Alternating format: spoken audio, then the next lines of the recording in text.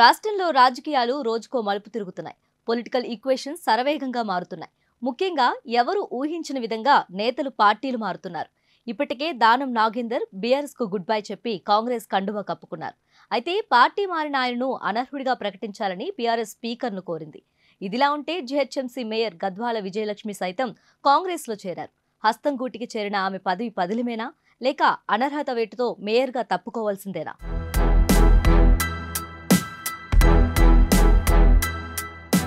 రాష్ట్రంలో ప్రస్తుతం వలసల రాజకీయం నడుస్తుంది. ఈ క్రమంలోనే జీహెచ్ఎంసీ మేయర్ గద్వాల విజయలక్ష్మి కాంగ్రెస్ గూటికి చేరారు. బీఆర్ఎస్ పార్టీకి చెందిన విజయలక్ష్మి సీఎం రేవంత్ రెడ్డి నివాసంలో ఏఐసీసీ ఇన్ఛార్జ్ దీపాదాస్ మున్షియా సమక్షంలో కాంగ్రెస్ కండువా కప్పుకున్నారు. మరోవైపు GHMC deputy mayor Mothe Srilatha సైతం ఇప్పటికే కాంగ్రెస్ తీర్థం పుచ్చుకున్నారు. అయితే ఇలా ఒక పార్టీ నుంచి ఎన్నికై మరో పార్టీలో చేరితే మేయర్, డిప్యూటీ మేయర్ పై అనర్హత వేటు పడుతుందా అంటే లేదనే సమాధానం వస్తుంది. ఎమ్మెల్యేలు, ఎంపీలు పార్టీ మారితే పార్టీ ఫిరాయింపులు నిరోధక చట్టం కింద అనర్హత వేటు పడుతుందే తప్ప జీహెచ్ఎంసీ మేయర్, డిప్యూటీ మేయర్లకు మాత్రం వచ్చే నష్టమేమీ ఉండదు.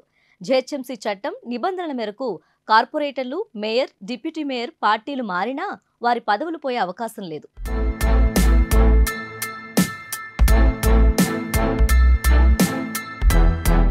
ఒకవేళ మేయర్ను గద్దె దింపాలంటే అవిశ్వాస తీర్మానం ఒకటే మార్గం.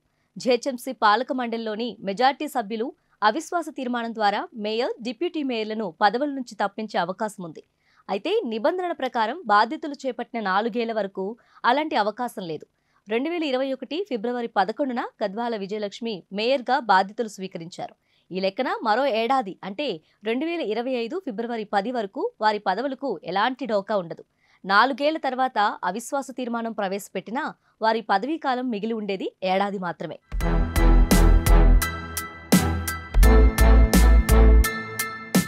రానున్న రోజుల్లో బీఆర్ఎస్ నుంచి కాంగ్రెస్ లోకి భారీగా చేరుకలుంటున్నట్లు తెలుస్తుంది. దాదాపు 20 మంది వరకు కార్పొరేట్లు బీఆర్ఎస్ నుంచి కాంగ్రెస్ లో చేరనున్నట్లు సమాచారం. బీజేపీ నుంచి సైతం కొందరిని లాగే ప్రయత్నాల్లో కాంగ్రెస్ ఉన్నట్లు తెలుస్తుంది. నిజానికి అధికారం చేపట్టిన నాటి నుంచి జీహెచ్ఎంసీ మేయర్గా తమ పార్టీ వారే ఉండాలని కాంగ్రెస్ భావిస్తుంది. ఈ క్రమంలోనే ఇతర పార్టీలకు చెందిన కార్పొరేట్లను చేర్చుకునే ప్రయత్నాలు మొదలుపెట్టింది. వాస్తవానికి జీహెచ్ఎంసీ ఎన్నికల్లో కాంగ్రెస్ తరపున గెలిచింది 2 అయినా ఇప్పుడు ఆ సంఖ్య 12కు చేరింది.